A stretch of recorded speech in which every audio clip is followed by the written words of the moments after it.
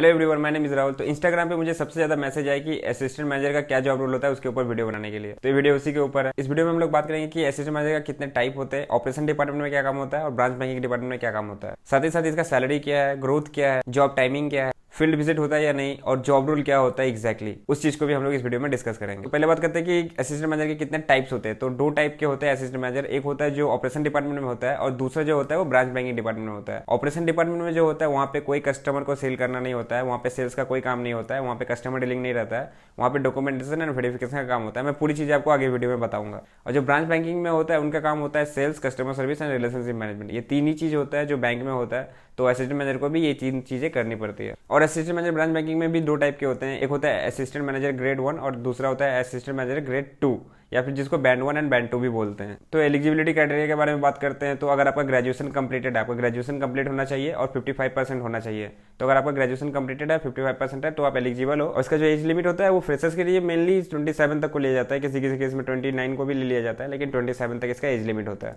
तो अब सीधा आता है कि इसका जॉब क्या रहता है और एक्चुअल में क्या काम करता है असिस्टेंट मैनेजर। तो पहला जो काम होता है वो होता है कस्टमर सर्विस। मतलब जो भी आता है कस्टमर, आपका वॉक इन कस्टमर जो आता है उनको डील करना होता है, उनकी क्वेरीज को सॉल्व करना होता है, उनकी सारी जो प्रॉब्लम्स होती है उनको रिजॉल्व करना होता है। जैसे वॉक इन कस्टमर को कोई क्वेरीज है तो उसको सॉल्व करना होता है। देन आरटीजीएस हो गया, एनईएफटी हो गया, ट्रांसफर करवाना, कोई अपना ब्रांच का होम लोकेशन चेंज करके दूसरे ब्रांच में शिफ्ट करना चाहता है, वो सारी चीजें। बाकी जो भी बैंक के काम होते हैं वो सारे काम को ये करते हैं। और इसके साथ साथ ही कस्टमर के साथ इनको रिलेशनशिप मैनेजर करके भी रखना पड़ता है। जो भी इसके कस्टमर्स होते हैं उन सबके साथ एक अच्छे रिलेशनशिप बना के रखना पड़ता है, ताकि फ्यूचर में वो कस्टमर कहीं जाए ना और यहीं से वो अपना सारा ट्रांजेक्शन करे। देन उसके बाद आपका आता है सेल्स। मतलब इनका सेल्स भी रहता है। इनका सेल्स का भी टारगेट रहता है। कुछ कोई डिपार्टमेंट हो गया, किसी को क्रेडिट कार्ड का डिपार्टमेंट हो गया, या फिर किसी का एफडी हो गया, किसी का डीमैट अकाउंट हो गया, तो ऐसे कोई एक पार्टिकुलर डिपार्टमेंट दिया जाता है। उस डिपार्टमेंट में जाके आपको सेल करना पड़ता है। आप और भी कुछ सेल कर सकते हो, लेकिन एक पार्टिकुलर जो आपका टारगेट रहता है आपको उसको अचीव करने के लिए बोला जाता है। तो फील्ड विजिट रहता है कि नहीं, तो हाँ, इनका फील्ड विजिट भी रहता है, लेकिन बहुत ही कम रहता है। और फील्ड विजिट से मेरा मतलब है कि आपको डोर टू डोर नहीं जाना पड़ता है, आपको एक अच्छा लीड मिलता है। मतलब आपको आपके क्लाइंट का पोर्टफोलियो मिलता है, उसके बाद आप उस कस्टमर से बात करते हो, उसके बाद जाके डील करते हो उनके प्रीफर्ड लोकेशन पे, या उनको अगर कोई होम बेस्ड फैसिलिटी चाहिए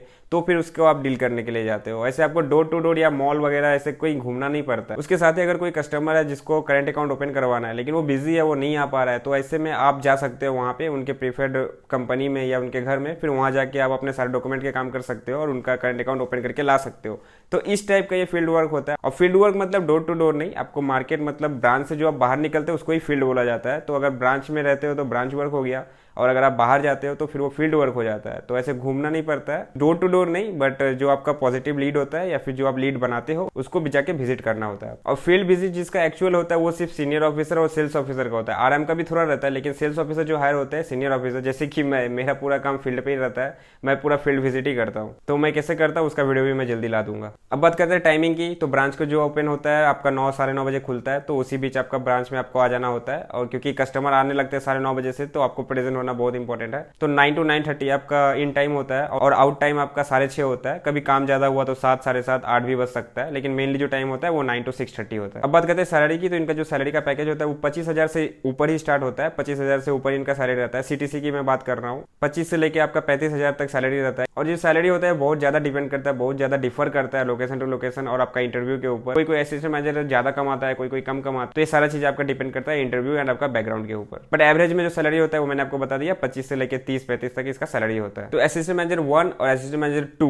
दो अलग अलग होते हैं, लेकिन इनका जो काम होता है वो मेनली एक ही होता है। जैसे कि डिप्टी मैनेजर 1 और डिप्टी मैनेजर 2 के वीडियो में मैंने पहले बताया था। जब आप असिस्टेंट मैनेजर पे अच्छा काम करते हो तो आपको प्रमोट कर दिया जाता है ग्रेड 2 के ऊपर। तो उसमें आपका सैलरी पैकेज हाइक हो जाता है, सैलरी पैकेज बढ़ जाता है। उसके बाद आपका रिस्पॉन्सिबिलिटीज भी थोड़ा बढ़ जाता है और आपका टारगेट भी थोड़ा ज्यादा बढ़ जाता है और प्रेशर भी आप पे आ जाता है। तो 1 और 2 का काम मोस्टली सेम ही होता है, बट आपका रिस्पॉन्सिबिलिटीज, सैलरीज, ये सारी चीजें आपकी इंक्रीज हो जाती है। अब बात करते हैं दूसरे टाइप के असिस्टेंट मैनेजर जो कि ऑपरेशन डिपार्टमेंट होता है। ये सबसे बेस्ट डिपार्टमेंट होता है ऑपरेशन डिपार्टमेंट। यहाँ आपका कोई काम नहीं होता है सेल्स का, कोई कस्टमर डीलिंग का काम नहीं होता है, आपका कोई टारगेट प्रेशर नहीं रहता है। सेल्स का वर्क प्रेशर रहता है, लेकिन टारगेट का कोई प्रेशर नहीं रहता है। तो ऑपरेशन डिपार्टमेंट में जो असिस्टेंट मैनेजर होते हैं उनका काम होता है डॉक्यूमेंट को वेरिफिकेशन करना, डॉक्यूमेंट को पास करना, डॉक्यूमेंट अगर कोई इशू है तो उनको बात करके उनको ठीक करवाना। मतलब मोस्टली आपका इन ऑफिस जॉब होता है, डेस्क जॉब होता है, फील्ड पे कुछ नहीं जाना पड़ता और आपको डॉक्यूमेंट का काम रहता है। डॉक्यूमेंटेशन का क्या काम होता है मैं आपको एग्जांपल से बताता हूँ। जैसे कि सीनियर ऑफिसर हो गया या फिर रिलेशनशिप मैनेजर हो गया, ये लोग जब किसी कस्टमर के पास जाते हैं, सपोज करो कोई करंट अकाउंट खोलने ही है, तो बहुत सारे डॉक्यूमेंट्स होते हैं जिनको साइन करवाना पड़ता है, बहुत सारे डॉक्यूमेंट को वेरीफाई करवाना पड़ता है। तो रिलेशनशिप मैनेजर जब ये सारे डॉक्यूमेंट्स को लेके आते हैं तो ये डायरेक्ट आपका काम नहीं हो जाता, ये फिर आपका आरपीसी में जाता है, जिसको रीजनल ऑफिस भी बोलते हैं। रिलेशनशिप में जो सारे डॉक्यूमेंट्स लाते हैं ये आपका आरपीसी में जाता है, रीजनल हेड ऑफिस में जाता है, रीजनल ऑफिस में जाता है।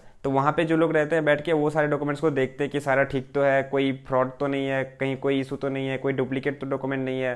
सारी चीज को वेरीफाई करना होता है ऑपरेशन डिपार्टमेंट में। मेनली फाइल को जल्द से जल्द आपको मूव करना होता है ताकि कस्टमर को कोई इशू ना हो और आपका अकाउंट जल्दी ओपन हो जाए। और अगर कोई डॉक्यूमेंट्स मिसिंग है या फिर कुछ भी प्रॉब्लम है तो फिर वो लोग आरएम को फोन करते हैं या फिर सेल्स ऑफिसर जो भी हो उनको फोन किया जाता है। उनको फिर बताया जाता है कि क्या इशू है, कोई डॉक्यूमेंट्स लगेगा तो जाके कलेक्ट करके लाइए। फिर वो वापस जाता है, उसके बाद फिर ये वेरिफिकेशन होता है, उसके बाद फिर आपका काम होता है। तो ऑपरेशन डिपार्टमेंट में जो काम होता है वो बहुत ही अच्छा काम है, क्योंकि इसमें आपको कस्टमर का कोई सेल्स नहीं रहता है, कोई टारगेट प्रेशर नहीं रहता है, वर्क का प्रेशर रहता है, आपको रिस्पॉन्सिबिलिटी वाला काम रहता है, क्योंकि आप ही के हाथ में है, आपको ही वेरीफाई करना है। अगर कुछ गलती है तो उसको सही करना है, कुछ मिसिंग है तो उसको ठीक करना है। तो ये एक अच्छा खासा रिस्पॉन्सिबिलिटी वाला काम होता है। अब जैसे समझ लो अगर किसी ने कोई साइन किया, वो साइन मैच नहीं हो रहा है, लेकिन रिलेशनशिप मैनेजर या जो भी सेल का बंदा था वो फाइल को ले आया, तो ये फिर ये बैकएंड डिपार्टमेंट को देखना पड़ता है कि वो साइन मैच हो रहा है या नहीं। तो ये सारी काम होती है। अब बात करें असिस्टेंट मैनेजर की जो टाइमिंग होती है ऑपरेशन डिपार्टमेंट में, वो क्या होती है, तो उनका जो टाइमिंग होता है वो रोटेशनल शिफ्ट होता है। ब्रांच का जो टाइम होता है वो 9 से 6:30 ही रहता है, लेकिन इसका जो टाइमिंग होता है वो डिपेंड करता है, डिफर करता है। कोई बैंक में 9-10 बजे तक भी चलता है, कोई बैंक जल्दी ओपन होता है, तो ऐसा कोई टाइम नहीं होता है। आपका जो ड्यूटी आवर रहेगा वो 9-10 घंटे का ही रहेगा जो रहता है, लेकिन आपका टाइमिंग जो रहता है वो डिफर कर सकता है। कोई सुबह जाता होगा, कोई शाम में जाता होगा, कोई दोपहर में जाता होगा,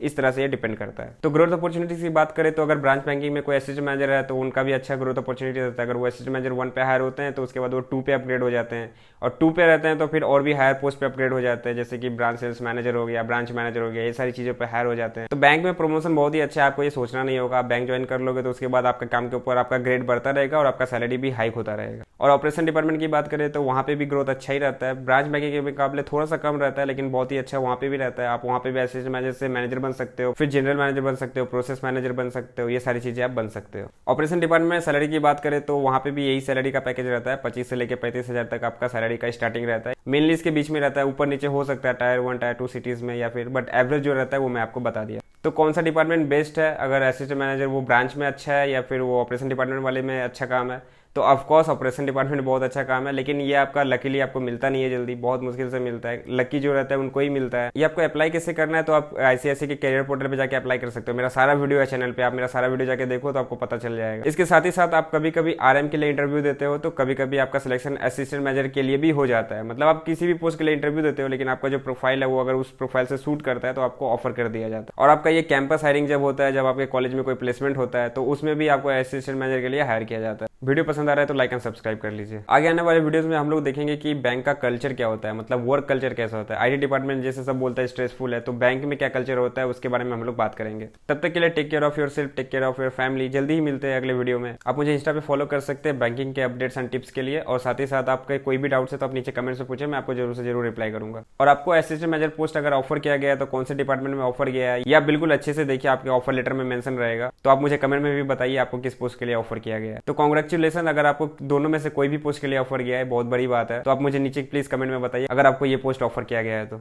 thank you so much for watching till the end. I wish you all the very best till then. Take care, bye bye, जय हिंद।